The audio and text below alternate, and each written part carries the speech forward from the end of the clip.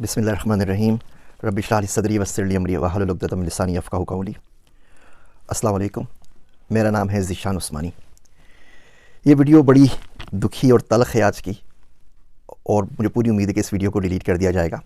तो मेरी ये वीडियो है फ़लस्तीन से मुताल्लिक़ जितनी भी वीडियो हैं, अगर आप लोग अपने चैनल पर अपलोड करना चाहें, फेसबुक पे शेयर करना चाहें, ट्विटर पे अपलोड करना चाहें, तो मेरी तरफ से इजाज़त है। मैं आपको कॉपीराइट स्ट्राइक नहीं दूँगा, आप उसको शेयर कर सकते हैं।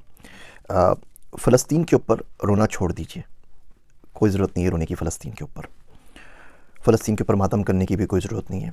अगर रोना है तो अपने आप पर रोइए, मातम करना है तो अपने आप के ऊपर कीजिए, क्योंकि भैया आपके रोने से ना किसी के ऊपर कोई फ़र्क पड़ना नहीं है दुनिया में। रोते ही चले आ रहे हैं ना 75 साल से, तो अगले 75 साल तक और रोते रहिए, कोई फ़र्क नहीं पड़ेगा। ये दुनिया बार बार मुसलमानों को मार रही है। पहले 100-150 साल में मारती थी, अब हर 20-25 साल में मारना शुरू कर दिया। अब तो हर 5 साल में कहीं ना कहीं मुसलमान पिट रहा है, और हम सिवाय रोने के और सिवाय बद्दुआएं देने के और सिवाय दुआएं मांगने के और कुछ नहीं कर पा रहे, और कुछ नहीं करते और कुछ नहीं कर सकते। बोस्निया की वार हुई, हज़ारों लाखों लोग उजड़ गए, मारे गए 1992 के अंदर। फिर 2017 के अंदर बर्मा ने रोहिंग्या के अंदर लोगों को मार दिया, 24,000 लोगों को कत्ल कर दिया। मेरे घर में यहाँ पे जो हैंडी मैन है अमेरिका के अंदर, उसके बाप को उसके सामने ज़िबा कर दिया था। वो 10 साल का बच्चा था, और उसको बाद में पनाह भी थी तो अमेरिका ने दी, जिसको हम सुबह शाम गालियाँ देते रहते हैं। हमारे मुल्कों ने किसी ने उस गरीब को पनाह भी नहीं दी। और अब ये मसला चला हुआ है फ़लस्तीन का। और अब सब कुछ याद रखता है, तारीख़ सब कुछ याद रखती है। हम लोगों ने पढ़ना छोड़ दिया। तारीख़ याद ज़रूर रखेगी कि 55 से ज़ायद इस्लामी मुल्क, 1.6 बिलियन से ज़्यादा मुसलमान, 22 से ज़्यादा अरब स्टेट्स, और गज़ा के अंदर पानी की एक बोतल नहीं पहुंचा सके। जब तक बड़े साहब परमिशन ना दें तब तक इजिप्ट अपनी बॉर्डर भी नहीं खोलता एड्स के लिए। बंदे वहाँ से निकल रहे थे, मारे जा रहे थे, उन्होंने अपनी बॉर्डर्स बंद कर दी कि जी हमारे पास नहीं आए, वहीं जाके मरें, जो कुछ करना है, यहाँ पे आने की ज़रूरत नहीं है। सिवाय बातों के, सिवाय लफ्फ़ाज़ी के हमें क्या मिला? लीबिया से क्या मिला? जॉर्डन से क्या मिला? कतर से क्या मिला? सऊदी अरब से क्या मिला? किसी से कुछ नहीं मिला। बोलने की हिम्मत नहीं है हम लोगों के अंदर। अब CNN के ऊपर चले जाइए, जितने इनके एक्स आर्मी चीफ़ हैं, जितने इनके डिफेंस एनालिस्ट हैं, सबके सब अपनी कहानियाँ गढ़ रहे हैं कि वार यूँ करनी चाहिए, ग्राउंड इन्वेजन ऐसे करना चाहिए, यूँ करेंगे तो इसराइल को नुकसान हो जाएगा, यूँ करेंगे तो फ़ायदा हो जाएगा। सबके सब आके अपने तबसरे कर रहे हैं। पाकिस्तान में आप बताइए ना किसका आपने बयान सुना है? कोई एक्स चीफ़ हो जिनका आपने बयान सुना हो, कोई एक्स प्राइम मिनिस्टर हो जिनका बयान सुना हो, कोई एक्स प्रेसिडेंट हो जिनका बयान सुना हो, कोई डिफेंस एनालिस्ट हो जिनका बयान सुना हो? ये सारे के सारे कहाँ चले गए? इस्लामिक फ़ोर्स बनाई थी ना पूरी की पूरी, जिसको हम लोग चेयर कर रहे थे, वो किधर गए? इस्लामिक फ़ोर्स, उनका कोई बयान सुना है आपने आज तक? सिवाय छोटी सी लफ्ज़ी के, 1-2 घिसे पिटे बयानात के, हम कुछ नहीं कर पाते। और सामने वाले झूठ पे झूठ बांधे चले जा रहे हैं। मैं आपको कुछ स्टेट से, तो हम लोग डेटा साइंटिस्ट हैं, हमारा काम ही डेटा का काम होता है। पाकिस्तान में तो वो भी नहीं कर सके, बाहर आके कम से कम वो काम करने की इजाज़त है। 23 सालों के अंदर, 2001 से अगर शुरू करते हैं तो 23 सालों के अंदर हमास ने इसराइल के ऊपर कोई 27-28 हज़ार रॉकेट फेंके। अच्छा, जो रॉकेट होते हैं ना, वो मिलिट्री ग्रेड रॉकेट नहीं होते, वो जो यूरिया से घरों में बनाए जाते हैं ना, छोटा सा एम्यूनिशन की, किसी सर के ऊपर जा लगे तो बंदा मरे, अदरवाइज वो ज़ख्मी होगा बेचारा, वो वाले रॉकेट। और मोटर शेल्स 5-6 हज़ार वो फेंके। टोटल किसी भी एस्टीमेट से ये 36,000 से ज़्यादा नहीं है, 35,469 है टू बी एग्जैक्ट। आप 36,000 काउंट कर लीजिए इन 23 सालों के अंदर। आयरन डोम आ गया भाई, आयरन डोम तो 2011 के अंदर है ना, उससे पहले तो आयरन डोम नहीं था, तो बिल्कुल खुले थे, वो आराम से रॉकेट फायर कर सकते थे।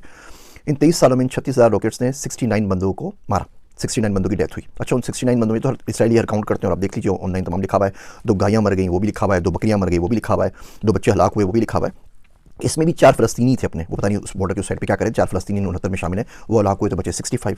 इसके अंदर जो बंदे 65 मरे उसमें भी 5-6 मुसलमान थे, उनको भी निकाल दीजिए। तो एक्चुअली जो नुकसान हुआ 59-58 बंदों का हुआ, वो लोग वहाँ पर हलाक हो गए। अच्छा, इसका अगर आप एवरेज निकालें तो इसका मतलब ये हुआ 521 रॉकेट जब फायर होते हैं तो एक बंदा मरता है। 69 बंदे मरे, 36,000 रॉकेट फायर हुए हैं, तो 521 रॉकेट फायर होंगे तो एक बंदा मरेगा।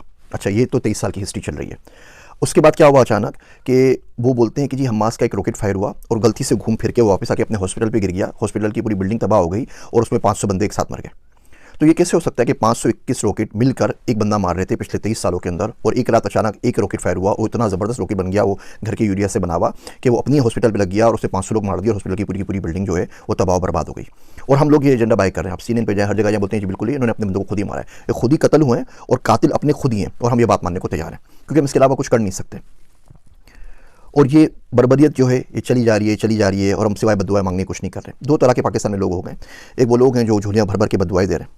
वो शायर कहता है कि कब अश्क बहाने से कटी है शब हिजरा, कब अश्क बहाने से कटी है शब हिजरा, कब कोई बला सिर्फ दुआओं से टली है। ये दुआएं हमने तो मांगी थी अफ़गानिस्तान के लिए भी, फिर क्या हुआ, इराक़ के लिए भी मांगी थी, पाकिस्तान के लिए भी मांगी थी, सबके लिए मांगी थी, फिर क्या हुआ। मेरा दोस्त अब्दुल्ला कहता है कि अगर आज खुदा ना खास्ता भारत के साथ जंग हो गई ना, तो फरिश्ते उनके साथ खड़े होंगे, हमारे साथ नहीं, क्योंकि हमारे अमाल ऐसे नहीं है, हमें मुनाफ़िक़त इतनी ज़्यादा बस गई है। तो एक लोग वो जो हैं जो दुआएं मांग रहे हैं और उनसे कुछ नहीं होगा। एक वो लोग हैं जो झूठी आस दे रहे हैं सिर्फ और सिर्फ अपने व्यूज़ के लिए। इराक में भी हुआ था, इराक तबाह कर देगा अमेरिका को, आप देखिए कैसी काया पलट होगी। ऐसे ही कोई ना कोई उल्लू का पट्टा रोज़ आके वीडियो रिलीज़ कर रहा होता है और बोल रहा होता है कि हमास ये बिगाड़ देगा, हमास वो बिगाड़ देगा। 256 F-16 है उनके पास, इसराइल के पास 256। हमारे पास जो F-16 है वो एल बैंड के ऊपर नहीं चलते। वो एल बैंड पे अगर उसको जाना पड़ेगा आपको ऑफेंसिव मोड के अंदर, तो उसकी परमिशन भी आपको अमेरिका से लेनी पड़ेगी, वरना आप उड़ा के उससे डिफेंस कर सकते हैं आराम से। जो हमने खुद बनाया मुशाक वगैरह तो चल सकते हैं, F-16 नहीं चल सकते, परमिशन ऊपर से आती है। एनीवे 256 F-16 इसराइल के पास, 70 से ऊपर F-35 है। F-35 वो प्लेन है कि दुनिया के किसी भी मुल्क में जाके तबाही मचा सकता है, 160 किलोमीटर दूर से फायर कर सकता है विदाउट डिटेक्शन। उसका आपको कोई दुनिया का रेडार डिटेक्ट नहीं कर सकता।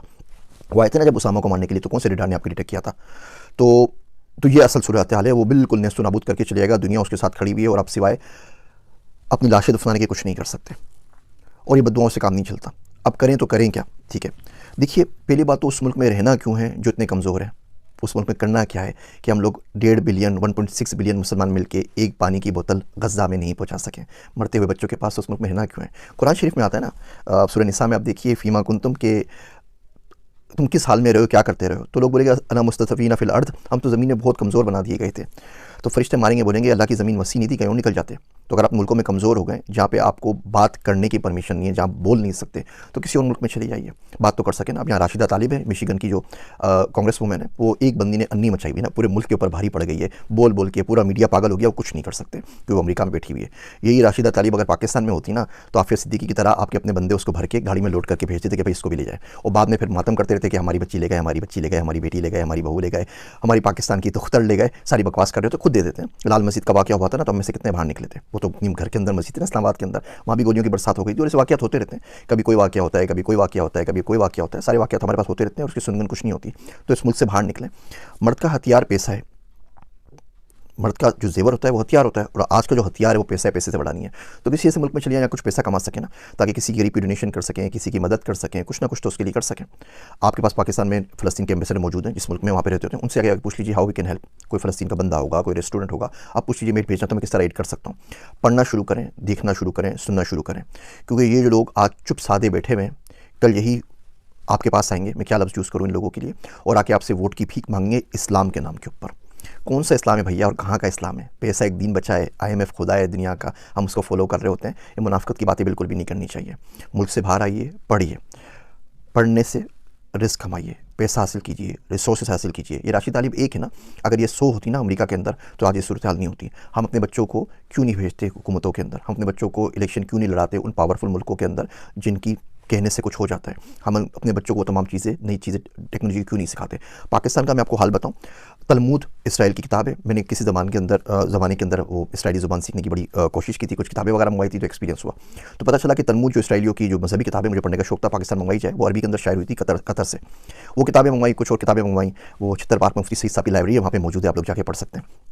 तो जब वहाँ पर इस्लामाबाद एयरपोर्ट के ऊपर आई तो उन्होंने कस्टम वालों ने रोक ली। तो उन्होंने ये कौन सी किताबें मंगवा रहे हैं आप? ये तो इसराइल की किताबें हैं, ये तो फलां किताब है, ये तो फलां किताब है। उनको बोलता रहा भैया किताबें हैं, पढ़ने के लिए मंगवा रहे हैं, रिसर्च के लिए। खैर उन्होंने 4 दिन तक वो रोक के रखा। फेसबुक पे जाके लिखा, लिंक्डइन पे जाके लिखा, कोई अल्लाह का बंदा मदद कर दे, मेरी किताबें छुड़वा दे, मुझे पढ़नी है, रिसर्च करनी है।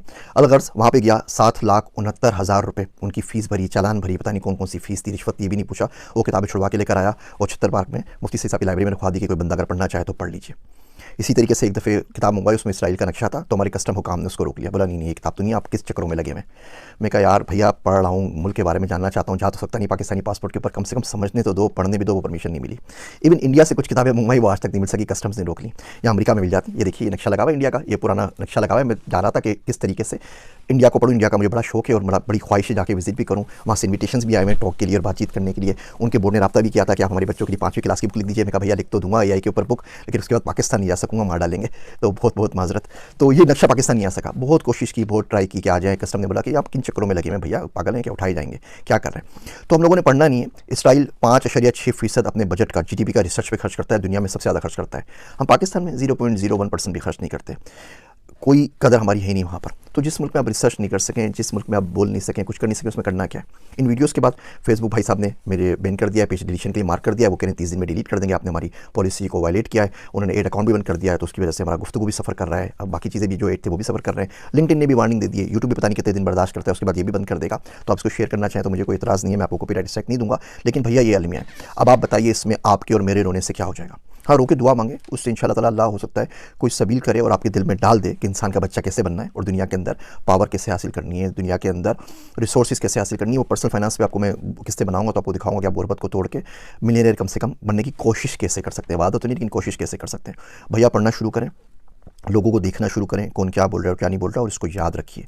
ये जितने भी आपके पास आ रही ना वीडियोस फ़लस्तीन की, व्हाट्सएप पे आती हैं, फेसबुक पे आती हैं, पे इसको ज़्यादा से ज़्यादा शेयर करें ताकि आपकी मेमोरी में कुछ अरसे तक तो बाकी रहे ना कि हम लोगों के साथ क्या और कब हुआ था। और ये बात याद रखिएगा कि 55 इस्लामिक मुल्क, 1.6 बिलियन मुसलमान गज़ा के अंदर मरते हुए बच्चों के लिए पानी की एक बोतल नहीं भेज सके। मेरे वास्ते दुआ कीजिएगा। मैं हूँ आप सबका ज़ीशान उस्मानी।